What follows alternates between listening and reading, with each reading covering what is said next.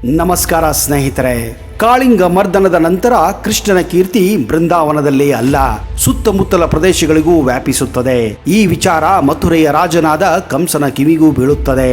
ಹಿಂದೆ ಅಶರೀರವಾಣಿ ಹೇಳಿದ ಪ್ರಕಾರ ಯಾಕೆ ಇವನೇ ಅವನ ಶತ್ರುವಾಗಿರಬಾರದು ಎಂಬ ಶಂಕೆ ಕಂಸನಲ್ಲೂ ಕೂಡ ಬಲಗೊಳ್ಳಲು ಪ್ರಾರಂಭಿಸುತ್ತದೆ. ಬಾಲಕೃಷ್ಣನ ಲೀಲೆಗಳಿಂದ ಬಾಲೆಯರಂತೂ ಅವನೊಂದಿಗೆ ಇರಲು ಸದಾ ಮುಗಿಬೀಳುತ್ತಿದ್ದರು. ಬಾಲೆಯರೇ ಅಲ್ಲ, ಅದರಲ್ಲೂ ವಿವಾಹಿತ ಯುವತಿಯರು ಕೃಷ್ಣನಿಗೆ ವಿಹರಿಸಲು ವಿನೋದವಾಗಿ ಕಾಲ ಕಳೆಯಲು ತುಂಬಾ ಅಪೇಕ್ಷೆ ಮಾಡುತ್ತಿದ್ದರು. ಕೃಷ್ಣನಿಂದ ಅವರ ಜೀವನವೇ ಅವರೆಲ್ಲರಿಗೂ ನಿರಸವೆನಿಸಿತ್ತು. ಕಡು ಬೇಸರದ ಬೇಗುದಿಯಲ್ಲಿ ಮುಳುಗುತ್ತಿದ್ದರು. ಒಂದು ಬಾರಿ ನಾರದ ಮಹರ್ಷಿಗಳು ಕಂಸನ ಬಳಿಗೆ ಬಂದು ಅವನೊಂದಿಗೆ ಕಾಲಹರಣ ಮಾಡುತ್ತಿದ್ದ ಸಮಯದಲ್ಲಿ ಕೃಷ್ಣ ಬಲರಾಮರ ಬಗ್ಗೆಯೂ ಸಲ್ಲಾಪಿಸುತ್ತಾರೆ. ಕೃಷ್ಣನೇ ಕಂಸನ ವೈರಿ ಹಾಗೂ ಮೃತ್ಯುವಿಗೆ ಕಾರಣ ಪುರುಷ ಎಂಬುದನ್ನು ಸೂಕ್ಷ್ಮವಾಗಿ ಕಂಸನಿಗೆ ನಾರದರು ತಿಳಿಸುತ್ತಾರೆ. ಈಗಂತೂ ಕಂಸನ ಮುಂದೆ ಮೃತ್ಯು ದೇವತೆಯೇ ನರ್ತಿಸುವಂತೆ ಕಂಡು ಬರಲು ಪ್ರಾರಂಭಿಸಿತ್ತು. ಅವನ ಕನಸುಗಳಲ್ಲೂ ಕೂಡ ಕೃಷ್ಣನು ಬರಲು ಪ್ರಾರಂಭಿಸಿದ್ದನು. ಹೇಗಾದರೂ ಮಾಡಿ ಬಲರಾಮ ಹಾಗೂ ಕೃಷ್ಣರನ್ನು ಆದಷ್ಟು ಬೇಗ ಕೊನೆಗಾಣಿಸಬೇಕೆಂದು ಕಂಸನು ತವಕದಲ್ಲಿರುತ್ತಾನೆ. ಕಂಸನ ಬಳಿ ಕೇಶಿ ಎಂಬ ರಾಕ್ಷಸ ಮಿತ್ರನಿದ್ದ.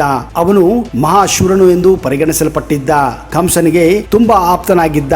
ಕೃಷ್ಣನನ್ನು ಕೊಂದು ಬರಲು ಅವನನ್ನು ಬೃಂದಾವನಕ್ಕೆ ಕಳಿಸುತ್ತಾನೆ. ಹಾಗೂ ಒಂದು ವೇಳೆ ಕೃಷ್ಣನು ಹತನಾಗದಿದ್ದರೆ ಮಥುರೆಗೆ ಅವನನ್ನು ಉಪಾಯದಿಂದ ಕರೆದುಕೊಂಡು ಬಾ ಎಂದು ಕೂಡ ಹೇಳಿರುತ್ತಾನೆ. ಚಾಣೂರ ಮತ್ತು ಮುಷ್ಟಿಕರೆಂಬ ಜಗಜ್ಜಟ್ಟಿಯರೊಂದಿಗೆ ಮಲ್ಲಯುದ್ಧ ಮಾಡಿಸಿ ಕೊನೆಗಳಿಸಲು ಸ್ವತಃ ಗೌಪ್ಯವಾಗಿಯೇ ಯೋಚನೆ ಮಾಡಿಕೊಂಡಿರುತ್ತಾನೆ ಈ ಕಂಸ. ಮುಂದೆ ಕೇಸಿ ರಕ್ಕಸನು ಗೋಕುಲದಲ್ಲಿ ಕೃಷ್ಣನಿಂದ ಕೊಲ್ಲಲ್ಪಟ್ಟ ಸುದ್ದಿ ಎಲ್ಲೆಡೆ ಹರಡುತ್ತದೆ. ಕಂಸನ ಕಿವಿಗಳಲ್ಲಿ ಕಾದ ಸೀಸ ಬಿದ್ದಂತೆ ಆಗುತ್ತದೆ. ಇನ್ನು ತಡ ಮಾಡಿದರೆ ತನ್ನ ಸರ್ವನಾಶ ಆಗುತ್ತೆಂದು ಪರಿಗಣಿಸಿ ಕೂಡಲೇ ತನ್ನ ಸೈನಿಕರನ್ನು ಕರೆಸಿ ತನ್ನ ಕೋಟೆಯ ಒಳಗಡೆ ಒಂದು ಬಾವಿಯಂತೆ ಕಾಣುವ ಸುರಂಗ ಮಾರ್ಗವನ್ನು ಕಟ್ಟಿಸುತ್ತಾನೆ. ಈ ಸುರಂಗ ಮಾರ್ಗ ಯಮುನಾ ನದಿ ದಾಟಿ ಇನ್ನೊಂದು ರಹಸ್ಯಮಯ ಕೋಟೆಯನ್ನು ಸೇರುವಂತೆ ಮಾಡುತ್ತದೆ. ಈ ಸುರಂಗ ಮಾರ್ಗ ಕಟ್ಟಲು ಸರಿಸುಮಾರು 3 ತಿಂಗಳೇ ಬೇಕಾಗುತ್ತದೆ. ಈ ಸುರಂಗ ಮಾರ್ಗ ಕಟ್ಟಲು ಮುಖ್ಯ ಕಾರಣ, ಒಂದು ವೇಳೆ ಕೃಷ್ಣ ತನ್ನ ಮೇಲೆ ದಾಳಿ ಮಾಡಿದರೆ ತಪ್ಪಿಸಿಕೊಳ್ಳಲು ಈ ಸುರಂಗ ಮಾರ್ಗ ತನಗೆ ಸಹಾಯವಾಗುತ್ತದೆ ಎಂದು ಕಂಸನ ನಂಬಿಕೆಯಾಗಿತ್ತು. ಈ ಸುರಂಗ ಮಾರ್ಗ ಮೂಲಕ ಅವನು ಯಮುನಾ ನದಿಯನ್ನು ದಾಟಿ ತನ್ನ ಇನ್ನೊಂದು ನಿಗೂಢ ಕೋಟೆಗೆ ಸೇರಲು ಸಹಾಯವಾಗುತ್ತಿತ್ತು.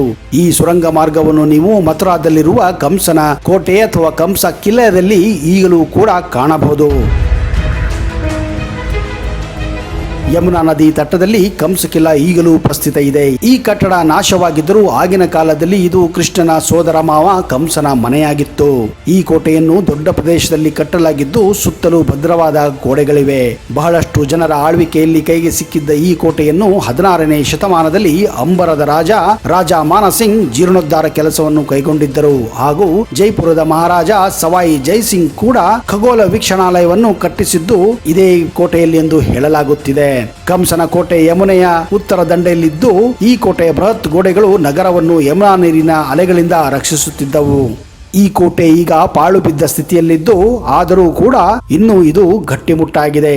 ಆದರೆ ಕೃಷ್ಣನು ಕಟ್ಟಿಸಿದಂತ ಆ ಬಾವಿಯಂತ ಸುರಂಗ ಮಾರ್ಗವು ಈಗಲೂ ನೀವು ಈ ಕೋಟೆಯ ಒಳಗೆ ಕಾಣಬಹುದು.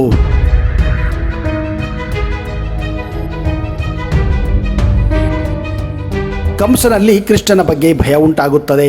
ಆದರೆ ಹೀಗಾದರೂ ಮಾಡಿ ಕೃಷ್ಣ ಹಾಗೂ ಬಲರಾಮನನ್ನು ಕೊಲ್ಲಬೇಕೆಂದು ನಿರ್ಧಾರ ಮಾಡುತ್ತಾನೆ.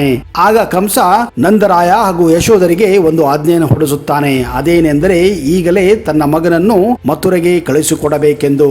ಆಗ ನಂದರಾಯ ಹಾಗೂ ಯಶೋಧೆಗೆ ತುಂಬಾ ನೋವಾಗುತ್ತದೆ. ಯಾಕೆಂದರೆ ಅವರಿಗೆ ಕಂಸನ ಮನಸ್ಸಲ್ಲಿ ಏನಿತ್ತು ಎಂದು ಚೆನ್ನಾಗಿ ಗೊತ್ತು.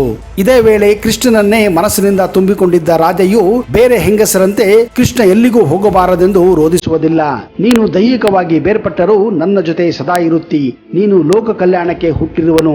ನನ್ನೊಳಗೆ ನೀನು ಜೀವಂತ ಇರುತ್ತಿ ಎಂದು ಅವರನ್ನು ಖುಷಿಯಿಂದಲೇ ಬೀಳ್ಕೊಡುತ್ತಾಳೆ. ಇತ್ತ ಮಧುರೆಗೆ ಅರ್ಕುರ ರಾಜರೊಂದಿಗೆ ಶ್ರೀಕೃಷ್ಣ ಬಲರಾಮರು ಬರುತ್ತಾರೆ.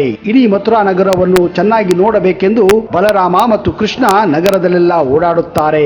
ಮಥುರಾ ನಗರಿಯ ಜನರಂತೂ ಕೃಷ್ಣನನ್ನು ನೋಡಿ ಅತೀವ ಆಕರ್ಷಣೆಗೆ ಒಳಗಾಗುತ್ತಾರೆ. ಅಲ್ಲಿ ಕೃಷ್ಣ ಆ ಜನರ ಕಣ್ಣೆದುರೇ ಹಲವು ಪವಾಡಗಳನ್ನು ಮಾಡಿ ಆಕರ್ಷಣೆಗೆ ಒಳಗಾಗುತ್ತಾನೆ. ಇದುವರೆಗೂ ಯಾರು ಮುರಿಯಲಾರದ ಧನಸ್ಸೊಂದು ಮುರಿಯುತ್ತಾನೆ. ಧನಸ್ಸು ಮುರಿಯುತ್ತಿದ್ದಂತೆ ಇತ್ತ ಅರಮನೆಯಲ್ಲಿ ಕಂಸನಿಗೆ ಭಾರಿ ಸಿಡಿಲು ಬಡದ ಅನುಭವವಾಗುತ್ತದೆ. ಮೊದಲ ಬಾರಿಗೆ ಭಯವಾಗುತ್ತದೆ ಎಂದು ಮಂತ್ರಿಗಳಿಗೂ ಕೂಡ ಅವನು ತಿಳಿಸುತ್ತಿದ್ದಾನೆ.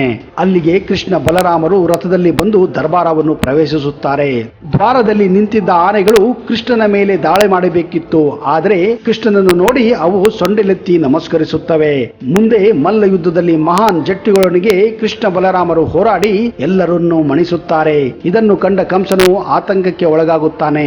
ಬಾ ಕೃಷ್ಣ, ಇಷ್ಟು ವರ್ಷ ನಿನಗಾಗಿ ಕಾದಿದ್ದೆ. ನಿನ್ನ ಮಾವನನ್ನು ಒಮ್ಮೆ ಅಪ್ಪಿಕೋ ಎಂದು ಕುಟಿಲದಿಂದ ಅಪ್ಪಿಕೊಂಡು ಕೃಷ್ಣನನ್ನು ಸಾಯಿಸಲು ಮುಂದಾಗುತ್ತಾನೆ. ಆದರೆ ಕೃಷ್ಣ ಸರ್ವಾಂತರ್ಯಾಮಿ. ಆತನ ಕೈಗೆ ಸಿಕ್ಕು ಸಿಗದಂತೆ ಮಾಯವಾಗಿ ಕಂಸನನ್ನು ಸುಸ್ತುಬಡಿಸುತ್ತಾನೆ. ಇತ್ತ ಮಥುರೆಯ ಗ್ರಾಮದವರು ಕೃಷ್ಣನ ಲೀಲೆಯನ್ನು ನೋಡಿ ಕೃಷ್ಣನಿಗೆ ಜಯವಾಗಲಿ ಎಂದು ಘೋಷಣೆ ಸಾರುತ್ತಾರೆ. ಅಲ್ಲಿಗೆ ಕಂಸನ ಅವಸಾನದ ಕಾಲ ಸನ್ನಿಹವಾಗಿತ್ತು. ಕಂಸನನ್ನು ನೆಲಕ್ಕೆ ಕೆಡವಿದ ಕೃಷ್ಣ ನಗುತ್ತಲೇ ಆತನ ಎದೆ ಮೇಲೆ ಕಾಲಿಟ್ಟು ತನ್ನ ಮಾವ ಕಂಸನ ಸಂಹಾರ ಮಾಡುತ್ತಾನೆ. ಕಂಸ ಜೀವ ಹೋಗುವ ಹೊತ್ತಿನಲ್ಲಿ ಕೃಷ್ಣ ವಿಷ್ಣುವಿನ ಅವತಾರದಲ್ಲಿ ಕಂಸನಿಗೆ ದರ್ಶನ ನೀಡುತ್ತಾನೆ. ಕಂಸ ವಿಷ್ಣುವನ್ನು ಕಣ್ತುಂಬಿಕೊಂಡು ನೆಮ್ಮದಿಯಿಂದ ಹೀಗೆ ಪ್ರಾಣ ಬಿಡುತ್ತಾನೆ. ಅಲ್ಲಿಗೆ ಕೃಷ್ಣ ಕಂಸನ ಸಂಹಾರ ಮಾಡುತ್ತಾನೆ.